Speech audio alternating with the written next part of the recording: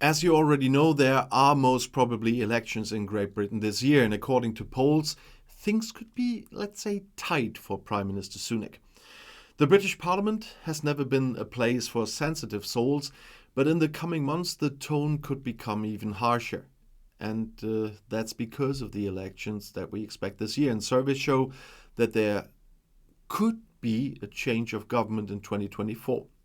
For the past 14 years, Britain has been ruled by the Conservative Tories, and with consistent success, they say. Scandals and decline characterized everyday political life, and a year of hope has now begun, announced the leader of the opposition party, which is Labour, Keir Starmer, in his New Year's message. The British have the opportunity at the ballot box to ensure that things finally get better in this country. It is still unclear when exactly the 650 seats in the British House of Commons will be reappointed.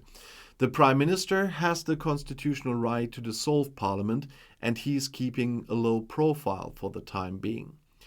Rishi Sunak predicts that he assumes that elections will only take place in the second half of the year. There's still a lot to do before then. We want to halve inflation, reduce taxes even more, promote our economy, and in particular, stop illegal migration, he says. Most of these promises have not materialized to date. The tax burden in Great Britain is higher than it has been for decades. Over 7 million Britons have been waiting for a treatment appointment in a hospital for months now, and the government has not yet been able to stop illegal migration. But if Rishi Sunak wants to delay the elections, there are probably personal reasons too. He has only been Prime Minister for almost a year and a half, and in the fall there would be at least 2 years, and this looks better on your CV, especially if you're looking for work. And that could soon be Sunak. According to surveys, just 20% of Brits would currently vote for the Tories. Keir Starmer can therefore legitimately hope to move into Downing Street this year, and he's already saying what his party would do better. We have a plan to make our country safe again, that heal the ailing healthcare system, create equal opportunities for everyone, and finally rebuild our ruined country, he says. He has not yet revealed exactly how this plan works. Promises and simplifications are part of an election year.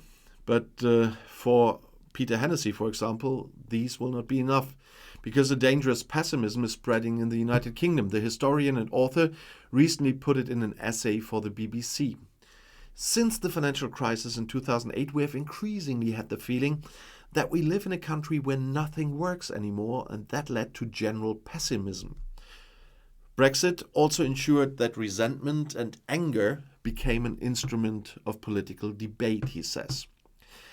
And this became loud, bitter, and raw. If they cannot stop this downward spiral, Britain will end up in fatalism.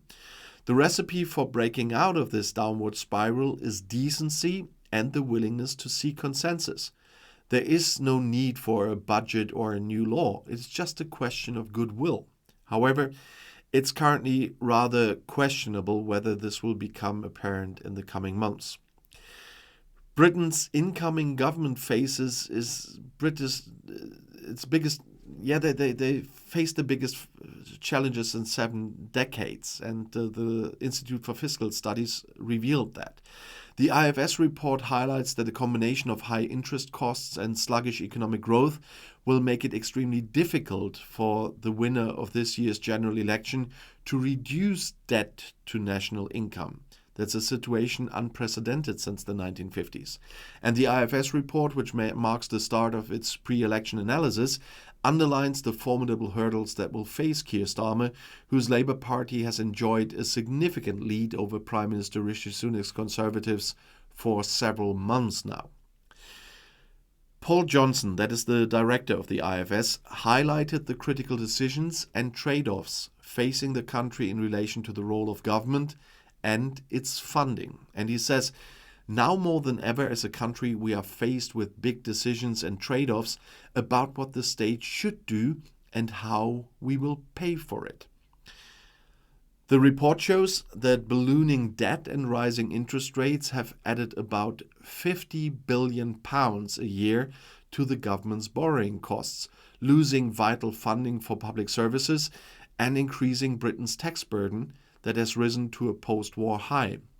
To stabilize soaring debt, which has risen from 50 to nearly 100% of GDP over the past 15 years, the government needs to generate more tax revenue than it spends on everything except interest on the debt, according to the IFS.